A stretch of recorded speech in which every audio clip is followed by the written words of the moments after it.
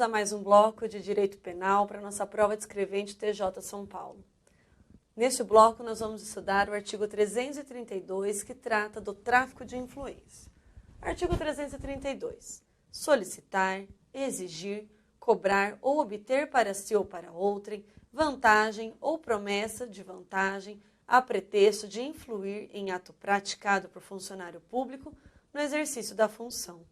A pena é de reclusão de 2 a 5 anos e multa.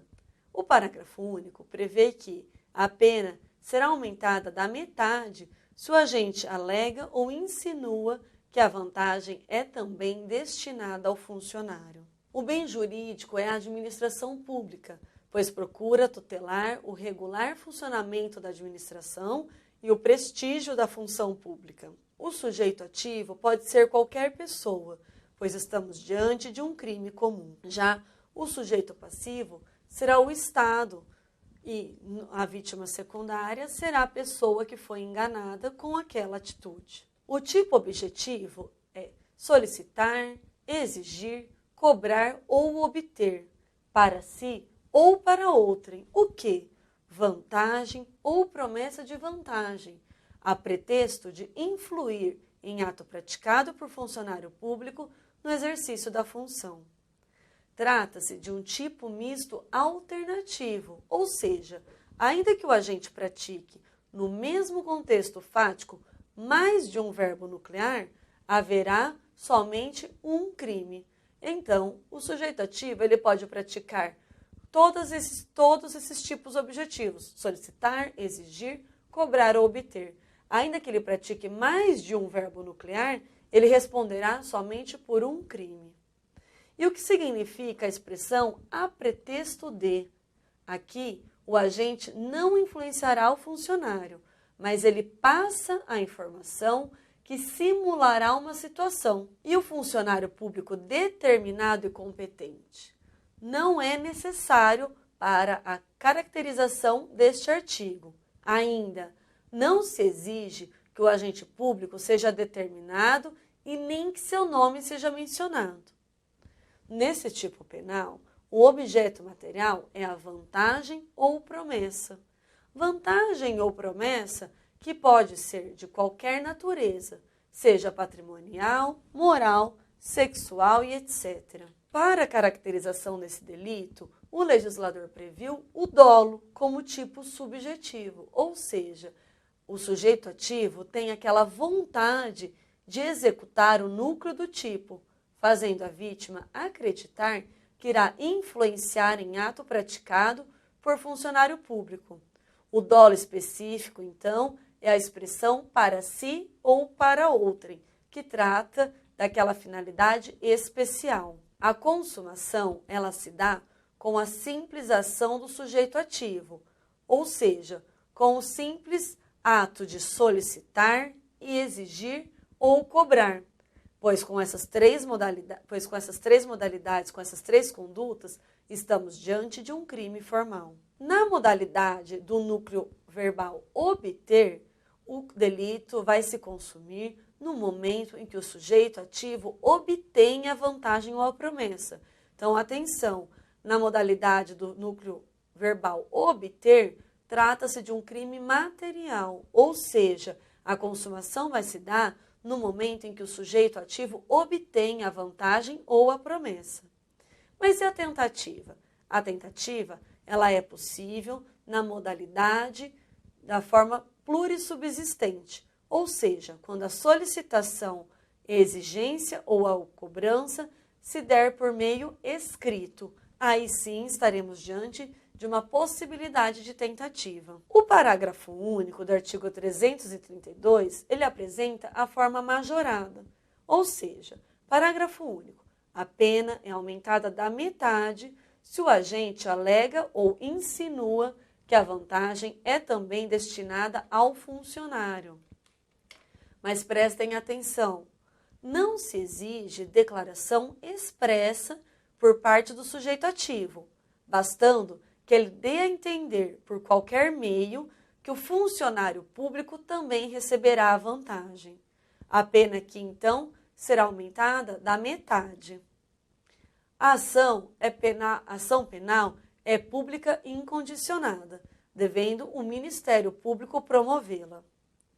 Com isso, passamos agora à análise do artigo de corrupção ativa, previsto no artigo 333 do Código Penal, que dispõe oferecer ou prometer vantagem indevida a funcionário público para determiná-lo a praticar, omitir ou retardar ato de ofício. A pena é de reclusão de 2 a 12 anos e multa. O parágrafo único apresenta que a pena será aumentada de 1/3 se, em razão da vantagem ou promessa, o funcionário retarda ou omite ato de ofício, ou o pratica infringindo o dever funcional. O bem jurídico deste tipo penal é a administração pública, em especial seu regular funcionamento e o prestígio da função pública. O sujeito ativo pode ser qualquer pessoa, pois trata-se de um crime comum. E o funcionário público poderá praticar esse delito desde que ele não haja com a qualidade de funcionário público. Cuidado com essa questão. O nosso sujeito passivo aqui é somente o Estado. E o tipo objetivo? O tipo objetivo apresenta que oferecer ou prometer a vantagem indevida a funcionário público para determiná-lo a praticar, omitir ou retardar ato de ofício. Estamos diante de um tipo misto alternativo, que significa que, ainda que o agente pratique, no mesmo contexto fático, mais de um verbo nuclear, haverá somente um único crime. Então, o sujeito ativo ele pode oferecer, ele pode prometer a vantagem, ou ele pode praticar, omitir ou retardar o ato de ofício. Ainda que ele pratique vários núcleos, vários verbos nucleares, ele responderá apenas por um crime. Estamos diante também de um crime de forma livre. O que significa? Significa que a conduta de corrupção ativa, ela pode ser praticada por qualquer meio de execução. E o objeto material aqui é a vantagem indevida, que pode ser de qualquer natureza, seja ela patrimonial, moral, sexual e etc. O tipo subjetivo aqui é o dolo. Mais uma vez, exige-se do sujeito ativo a vontade de praticar o núcleo verbal. Ou seja, aqui exige-se a vontade de oferecer ou prometer a vantagem. Mas atenção, o agente ele deve ter ciência de que esta é indevida e endereçada a funcionário público. Ou seja, o sujeito ativo tem o conhecimento que essa vantagem ela é indevida e que ela será destinada a um funcionário público. E aqui o legislador previu um dolo específico, ou seja, uma finalidade especial para essa conduta, que a gente visualiza na seguinte expressão: para determiná-lo a praticar, omitir ou retardar ato de ofício. Então, atenção, essa expressão, ela traz para a gente a necessidade de um dolo específico, ou seja, de uma finalidade especial desta conduta. A consumação desse delito se dá no momento em que a oferta ou a promessa de vantagem indevida chega ao conhecimento do funcionário público. E como se trata de um crime formal, haverá consumação mesmo que exista recusa por parte do agente público. E a tentativa? A tentativa, ela será possível na modalidade plurissubsistente, como, por exemplo, numa oferta por carta, mas ela será inadmissível na modalidade unissubsistente, como, por exemplo, na oferta realizada verbalmente. Já o parágrafo único do artigo 333, ele apresenta uma forma majorada, ou seja, a pena será aumentada de 1/3, atenção, 1/3, se, em razão da vantagem ou promessa, o funcionário retarda ou omite ato de ofício, ou ainda o pratica infringindo o dever funcional. Então, estamos diante de um aumento de 1/3 da pena. Atenção com essa expressão, 1/3. Como o dispositivo se refere à infração de dever funcional, prestem atenção. Caso o funcionário público, em decorrência do suborno, pratique ato de ofício legal, não incidirá a causa de aumento, permanecendo a pena do caput.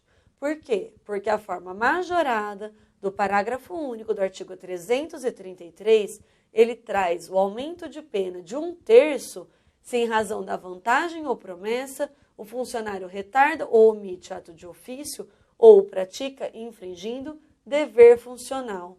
Então, aqui trata-se de uma infração de dever funcional. A ação penal deste artigo, a ação penal desta conduta será pública e incondicionada, devendo o Ministério Público promovê-la. Pessoal, eu agradeço a atenção de vocês, peço para que releem os artigos, prestem atenção em tudo que a gente trouxe aqui para vocês, os destaques de cada conduta, de cada tipificação penal.